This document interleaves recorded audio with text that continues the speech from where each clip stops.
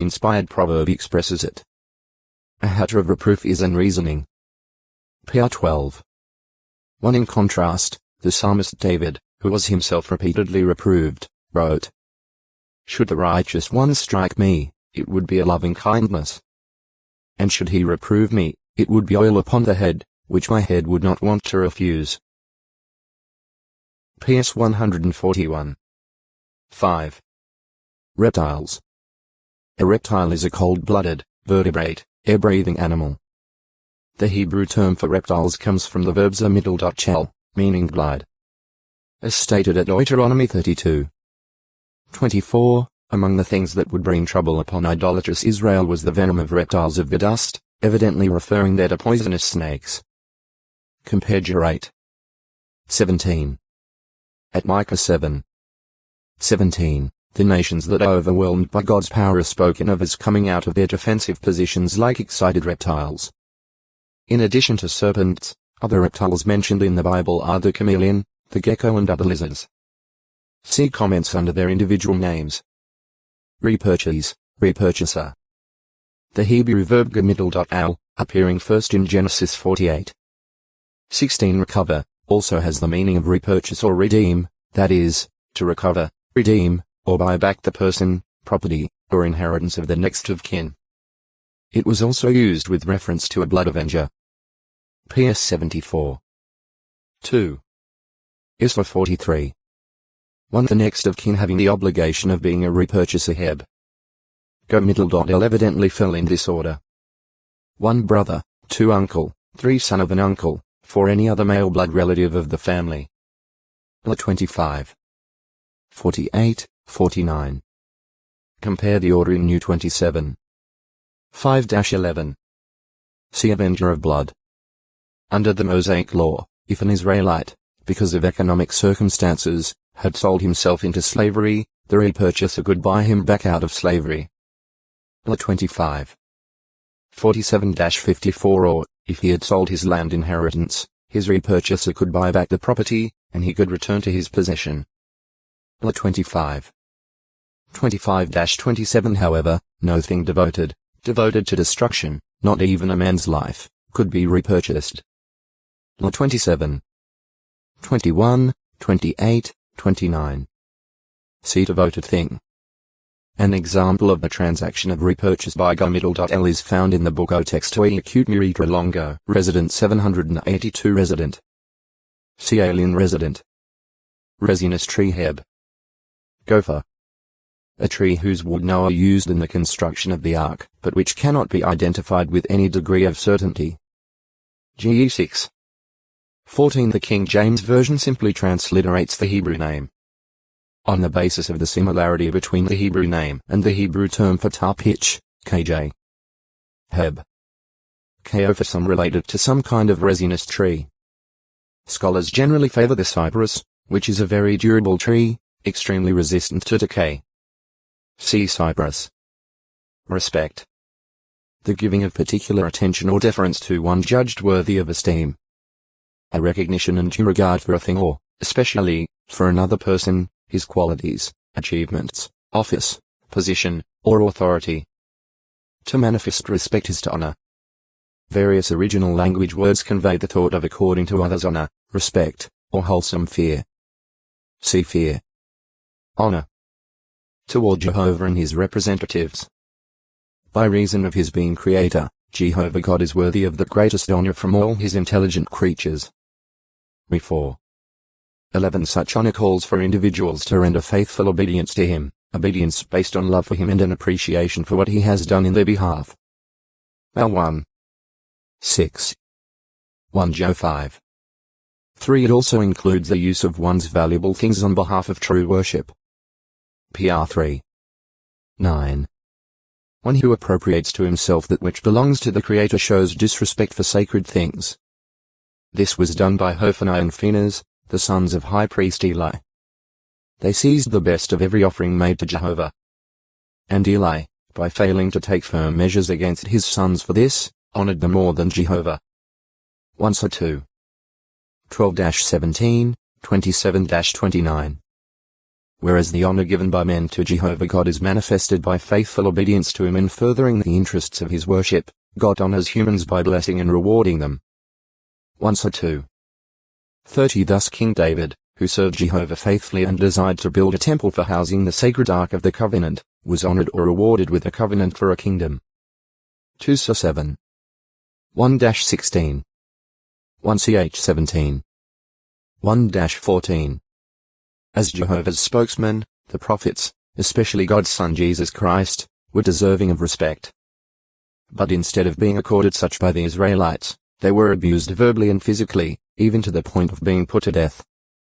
Israel's disrespect for Jehovah's representatives reached its climax in their killing his son. For this reason Jehovah used the Roman armies to execute his vengeance upon unfaithful Jerusalem in 70 CE. Mount 21.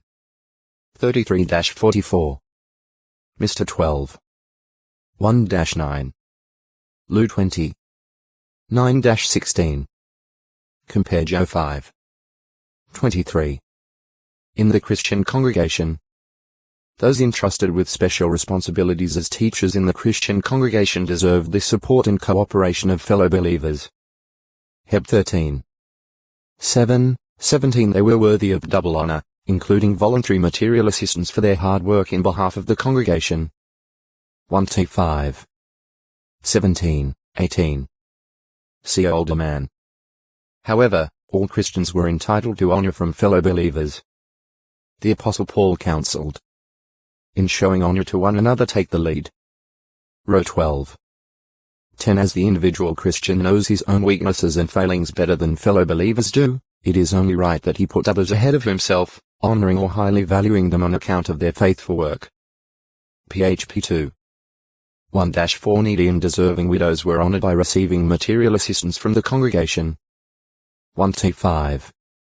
3, 9, 10. Among family members, a wife is rightly to manifest wholesome fear, or deep respect, for her husband as head of the family. F5.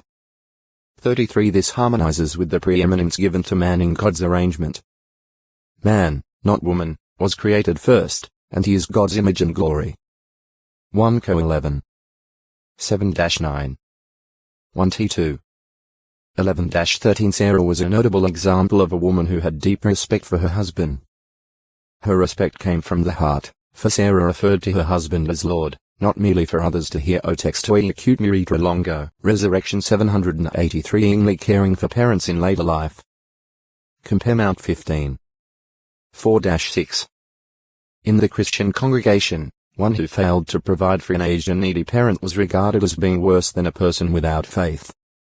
1 T 5. 8. As the Apostle Paul pointed out to Timothy, the congregation was not to take on the burden of caring for widows who had children or grandchildren that were able to render material assistance. 1 T 5. 4. Toward rulers and others. Honor, or respect, is also due men in high governmental station. A Christian shows such respect, not to gain some favor, but because it is God's will. Personally these men may be corrupt. Compare Lu 18. 2-6. Act 24. 24-27. But respect is rendered to them out of regard for the position of responsibility for which their office stands. Row 13. 1, 2, 7. 1 PE 2. 13, 14. Similarly, slaves were to consider their owners worthy of full honor, doing their assigned work and not given cause for bringing reproach upon God's name. 1 T6. 1. When others demanded that a Christian give a reason for his hope, he was to do so with a mild temper and deep respect, literally, fear.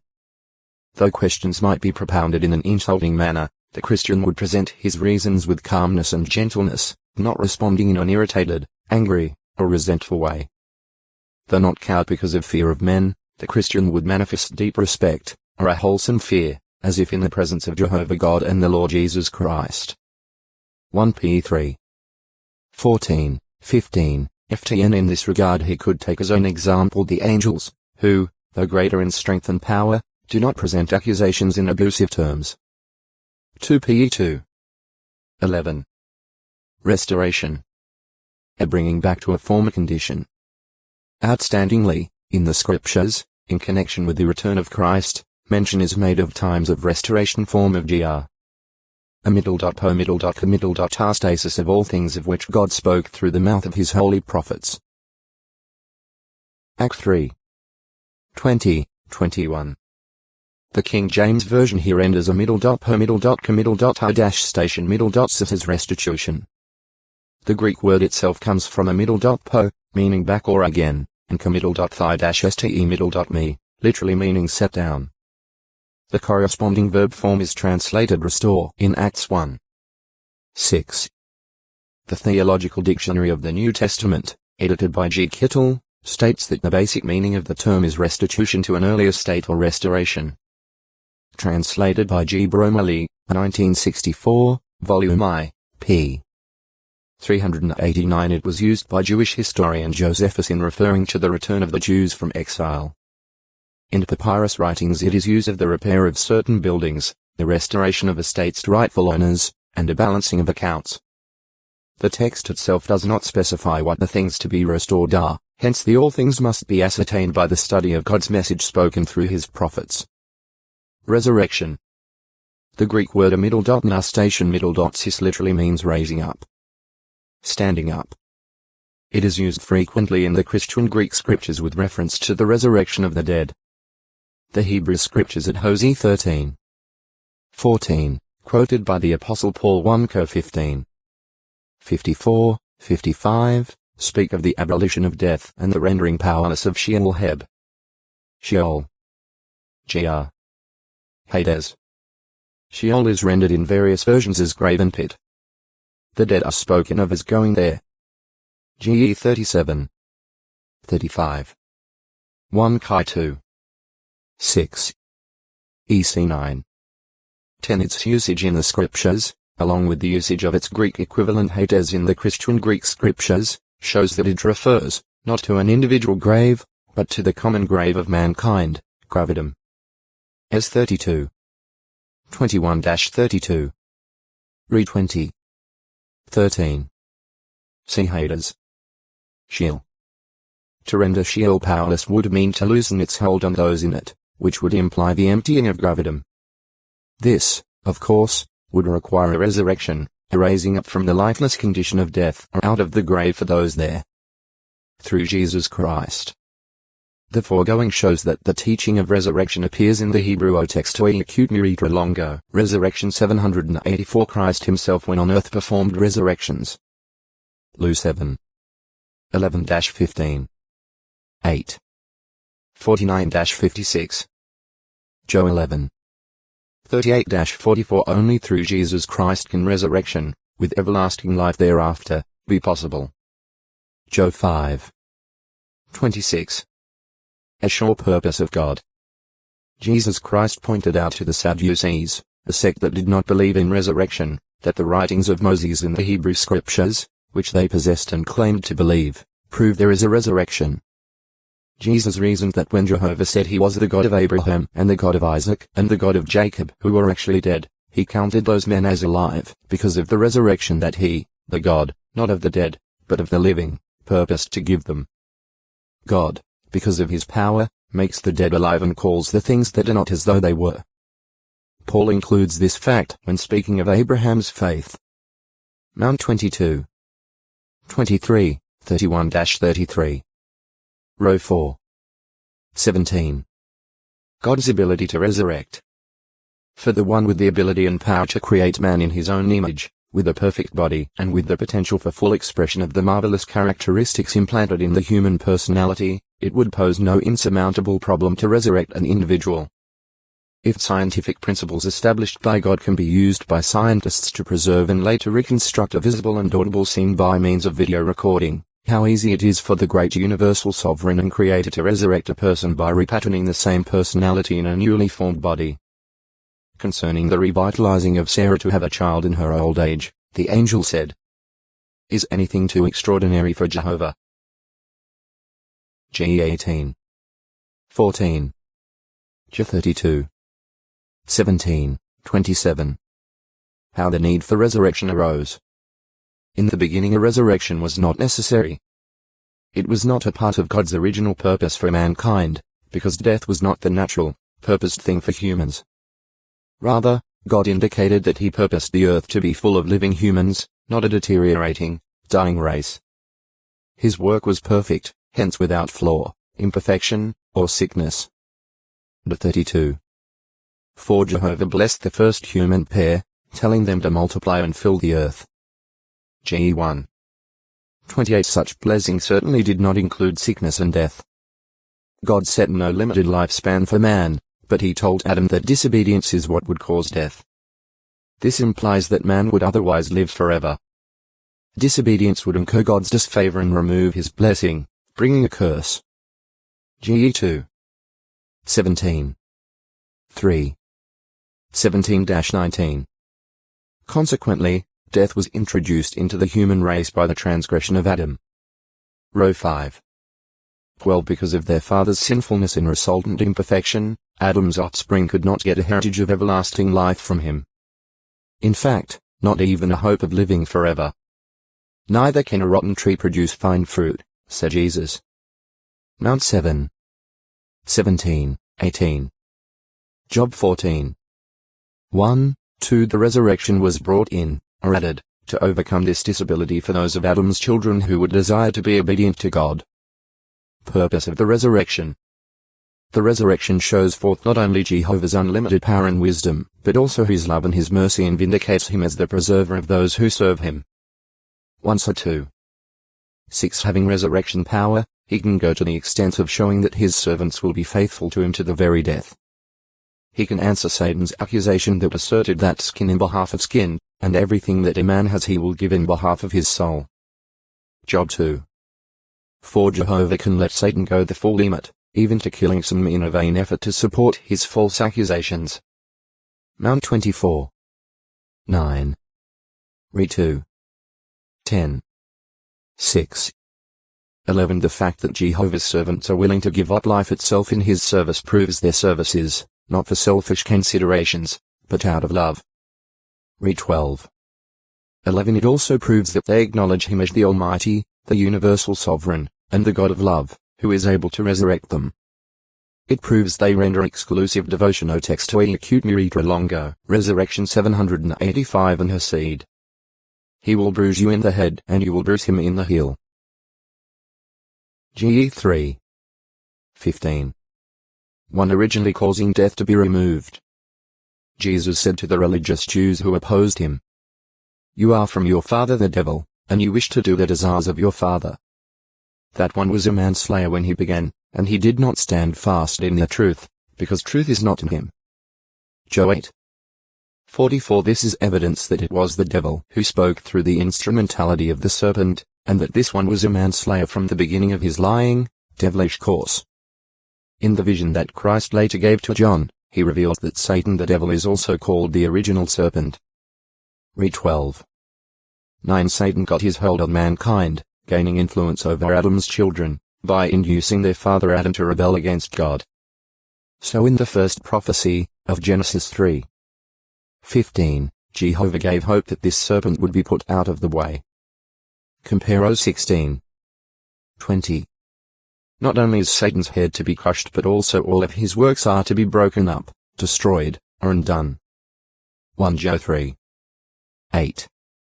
N.W. K.J. At the fulfillment of this prophecy would of necessity require the undoing of the death introduced by Adam, including bringing back by resurrection those of Adam's offspring who go into Sheol Hades as a result of his sin, the effects of which they inherit.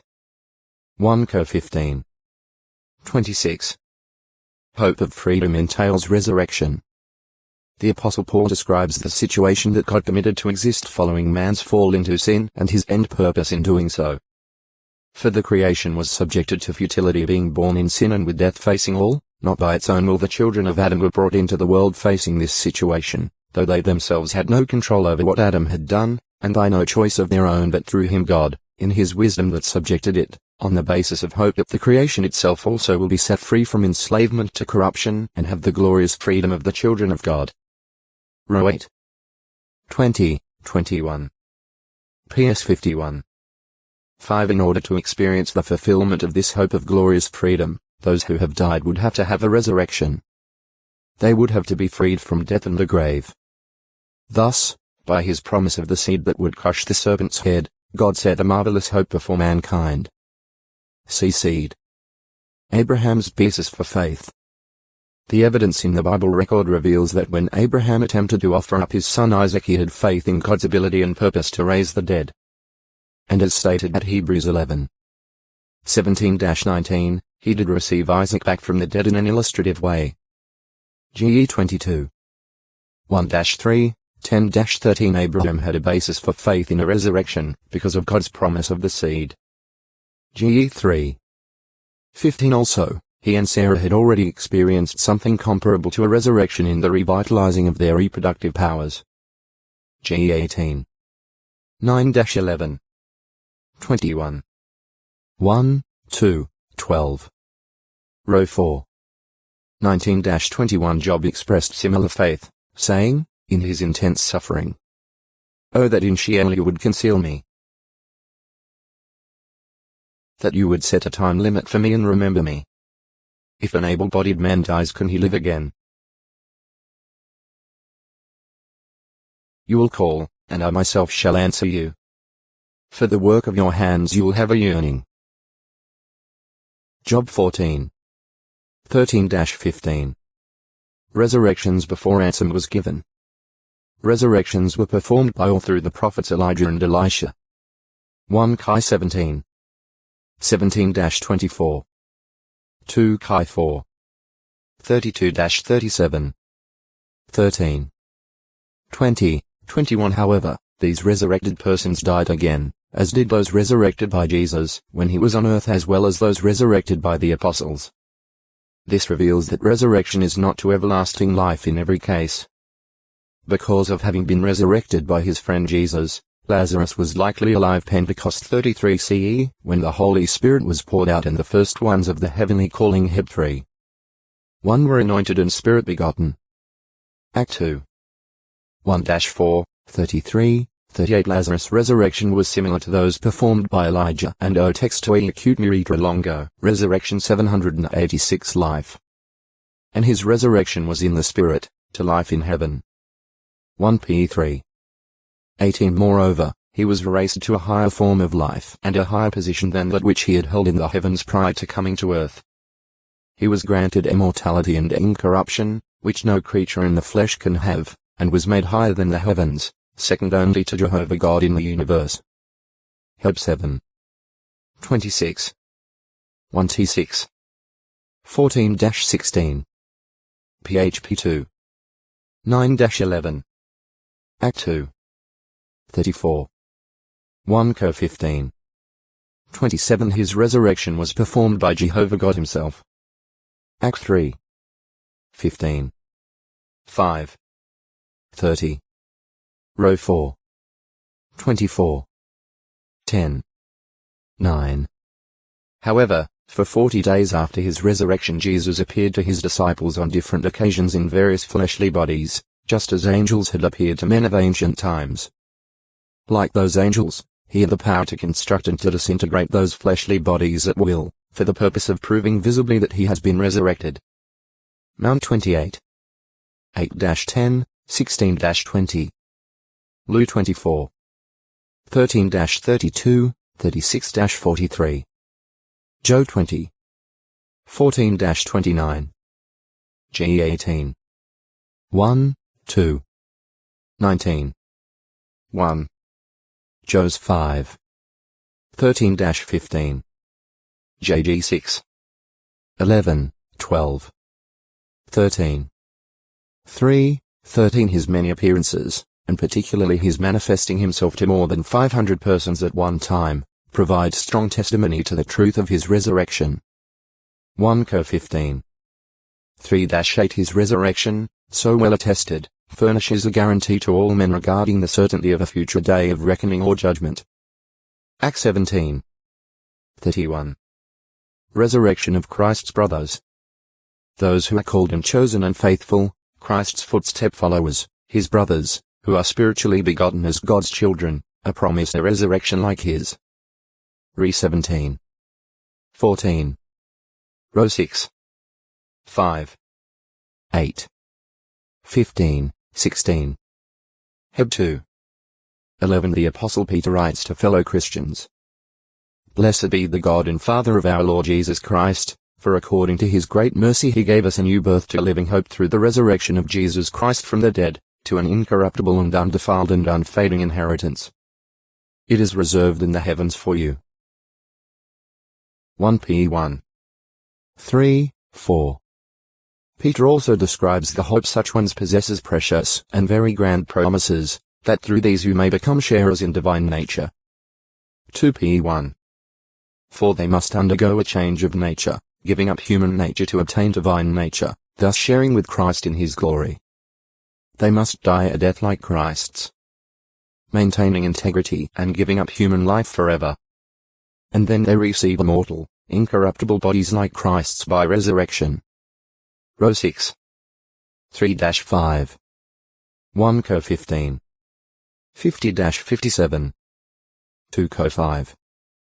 1-3. The Apostle Paul explains that it is not the body that is resurrected, but rather, he likens their experience to the planting and sprouting of a seed, in that God gives it a body just as it has pleased him. 1 Co 15. 35-40. It is the soul, the person, that is resurrected, with a body to suit the environment into which God resurrects him. In the case of Jesus Christ, he gave up his human life as a ransom sacrifice for the benefit of mankind. The 40th Psalm is applied to him by the inspired writer of the book of Hebrews, who represents Jesus as saying, when he came into the world as God's Messiah, sacrifice and offering you did not want, but you prepared a body for me. Heb 10. 5. Jesus himself said, for a fact, the bread that I shall give is my flesh in behalf of the life of the world. Job 6. 51. It follows that Christ could not take his body back again in the resurrection, thereby taking back the sacrifice offered to God for mankind. Besides, Christ was no longer to abide on earth. His home is in the heavens with his Father, who is not flesh, but spirit. Job 14. 3. 4. 24. Jesus Christ therefore received a glorious immortal, incorruptible body, for he is the reflection of Jehovah's glory and the exact representation of his very being, and he sustains all things by the word of his power. And after he had made the purification for our sins he sat down on the right hand of the Majesty in lofty places. So he has become better than the angels who are themselves mighty spirit persons. O textoi acute muritra longo. Resurrection 787. First fruits can be compared to the wheat first fruits offered on Pentecost Day, the 50th day from Nisan 16. La 23. 4-12, 15-20. These have been under judgment, so at Christ's return it is time to give the reward to them, his faithful anointed ones, just as he promised his 11 faithful apostles on the evening before his death. I am going my way to prepare a place for you. Also, I am coming again and will receive you home to myself, that where I am you also may be. Job 14. 2, 3. Lu 19. 12-23. Compare 2T4. 1, 8. Re 11. 17, 18. The Lamb's marriage. These as a body are called his prospective bride. Re 21. 9. They are promised to him in marriage, and they must be resurrected to the heavens in order to take part in the marriage of the Lamb. 2 Co 11. 2. Re 19. 7, 8. The Apostle Paul looked forward to receiving his heavenly resurrection. 2T4. 8. When Christ's presence takes place, there are some of his spiritual brothers yet alive on earth, invited to the evening meal of the Lamb's marriage, but those of their number who have died are given first attention by resurrection. Re 19. 9. This is explained at 1 Thessalonians 4. 15, 16. For this is what we tell you by Jehovah's word, that we the living who survive to the presence of the Lord shall in no way precede those who have fallen asleep in death. Because the Lord himself will descend from heaven with a commanding call, with an archangel's voice and with God's trumpet, and those who are dead in union with Christ will rise first. Paul then adds, afterward we the living who are surviving will, together with them, be caught away in clouds to meet the Lord in the air. And thus we shall always be with the Lord. 1Th 4. 17. Thus, at the time that they finish their earthly course faithfully in death, the remaining ones who have the invitation to the evening meal of the Lamb's marriage are immediately resurrected to join their fellow members of the bride class in heaven. They do not fall asleep in death in the sense of wading in a long sleep, as did the apostles, but, on dying, are changed, in a moment, in the twinkling of an eye, during the last trumpet. For the trumpet will sound, and the dead will be raised up incorruptible, and we shall be changed. 1 Cor 15. 51, 52. Evidently, though, the marriage of the Lamb does not take place until after judgment has been executed upon Babylon the Great. Re 18. After describing the destruction of this great harlot, Revelation 19. 7 says, "Let us rejoice and be overjoyed, and let us give him the glory, because the marriage of the Lamb has arrived and his wife has prepared herself." When all the 144,000 have been finally approved and sealed as faithful ones and have been resurrected to the heavens, the marriage can proceed. First resurrection. Revelation 20. 5, 6 refers to the resurrection of those who will reign with Christ as the first resurrection. The Apostle Paul speaks of this first resurrection also as the early resurrection from the dead, literally, the resurrection, the out of dead ones. PHP 3. 11. NW, Ro, int on the expression Paul uses here, Robertson's Word Pictures in the New Testament 1931, Volume IV, p. 454 says. Apparently Paul is thinking here only of the resurrection of believers out from the dead, and so XX out ten exanastation ten ek necron. Paul is not denying a general resurrection by this language, but emphasizing that of believers. Charles Ellicott's Commentaries 1865, Volume 2, p. 87 remarks on Philippians 3. 11. The resurrection from the dead. That is, as the context suggests, the first resurrection Rev. XX. 5, when, at the Lord's coming the dead in him shall rise first. 1 Thessalon. 4. 16, and the quick be caught up to meet him in the clouds. 1 Thess. 4. 17.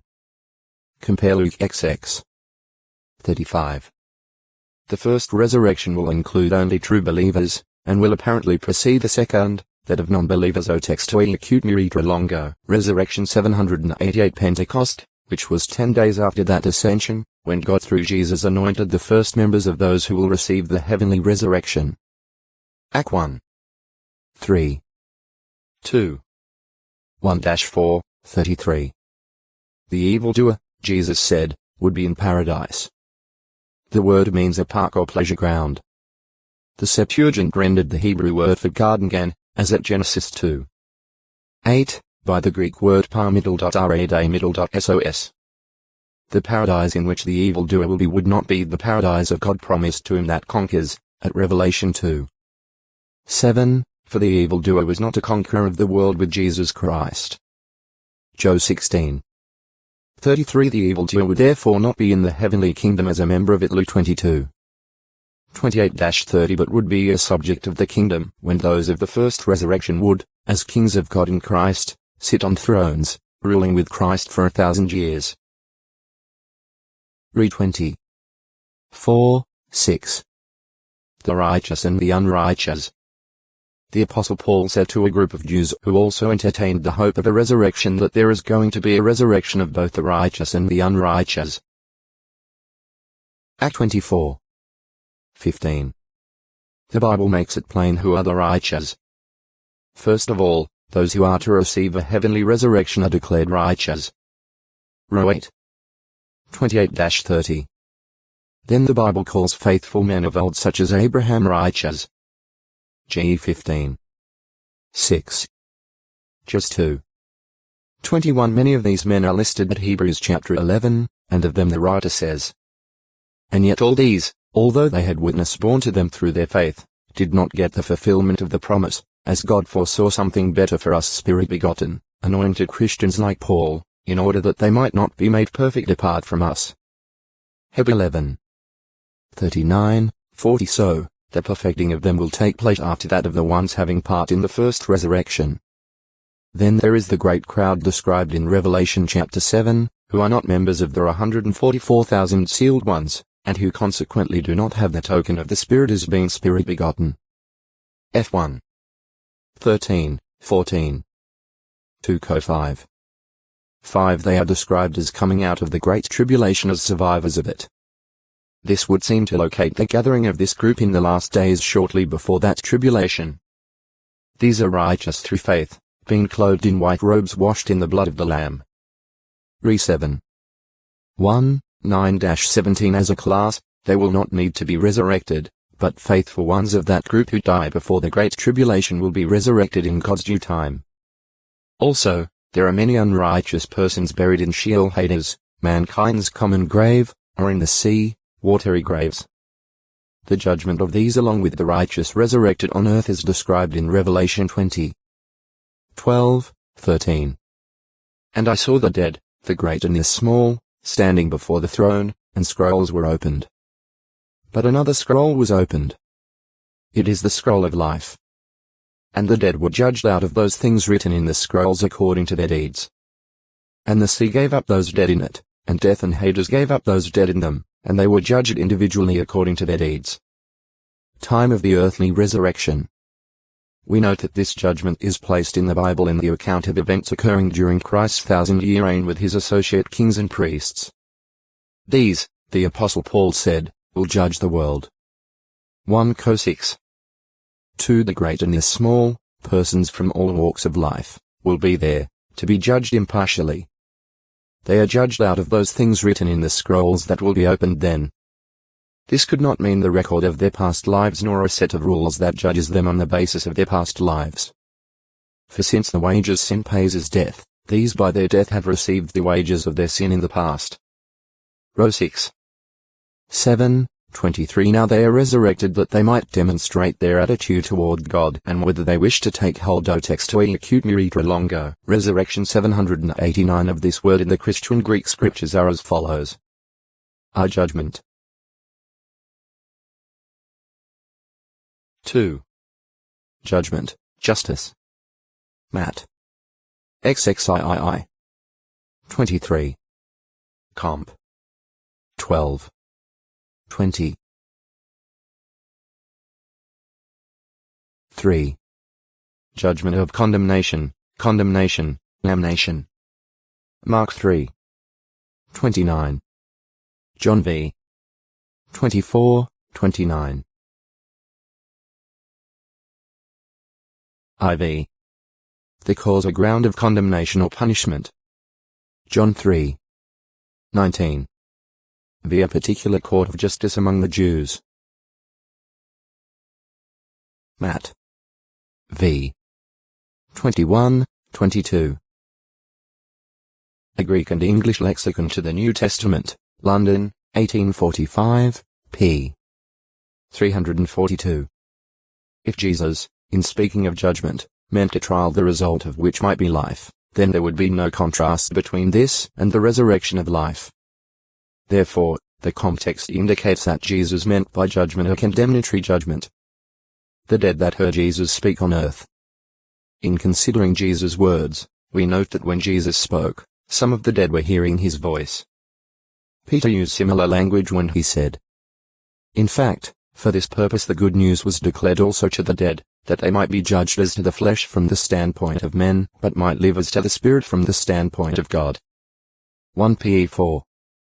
6. This is so because those hearing Christ were dead in trespasses and sins before hearing but would begin to live spiritually because of faith in the good news. F2. 1. Compare Mount 8. 22. 1-5. 6. John 5. 29 refers to end of judgment period. But a very important thing to note is, something that helps to determine the time feature of Jesus' words concerning the resurrection of life and the resurrection of judgment, is what he said earlier in the same context, in speaking of those living then who were spiritually dead as explained under the subheading passing over from death to life.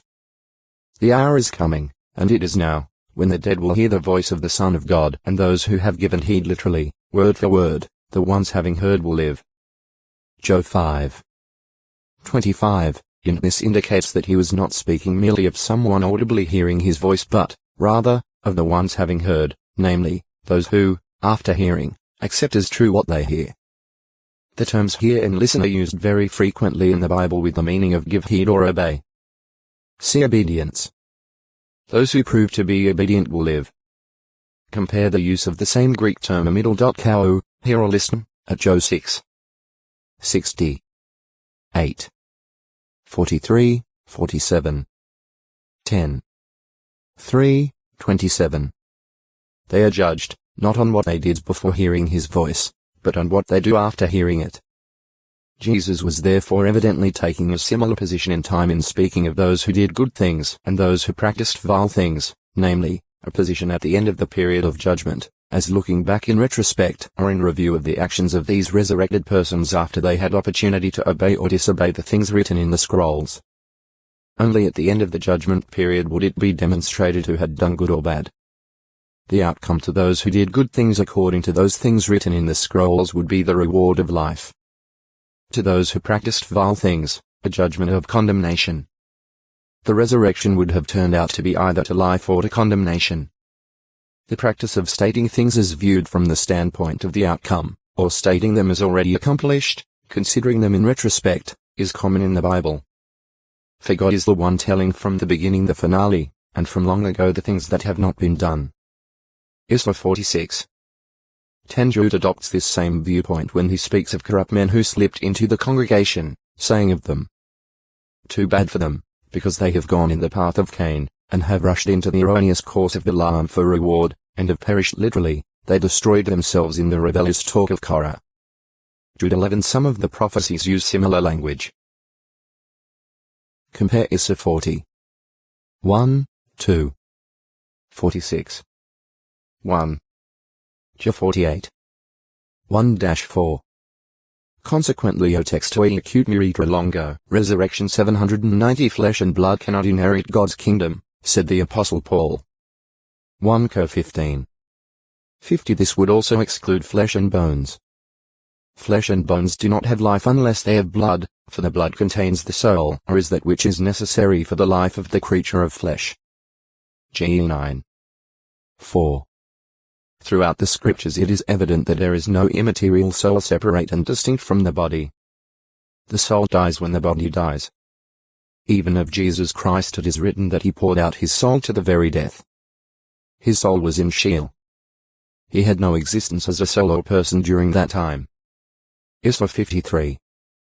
12. Act 2. 27. Compare Is 18. 4. See soul.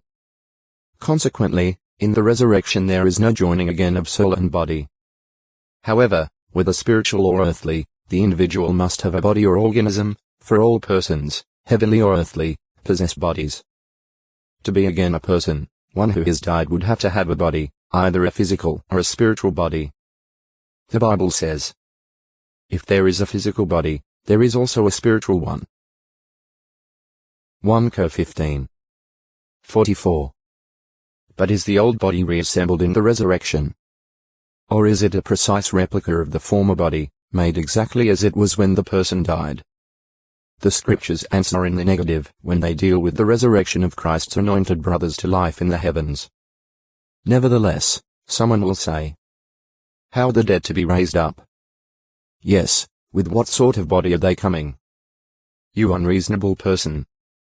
What you sow is not made alive unless first it dies. And as for what you sow, not the body that will develop, but a bare grain, it may be, of wheat or any one of the rest. But God gives it a body just as it has pleased him, and to each of the seeds its own body. 1 Cor 15. 35-38. The heavenly ones receive a spiritual body, for it pleases God for them to have bodies suitable for their heavenly environment. But those whom Jehovah pleases to raise to an earthly resurrection, what body does he give them? It could not be the same body, of exactly the same atoms.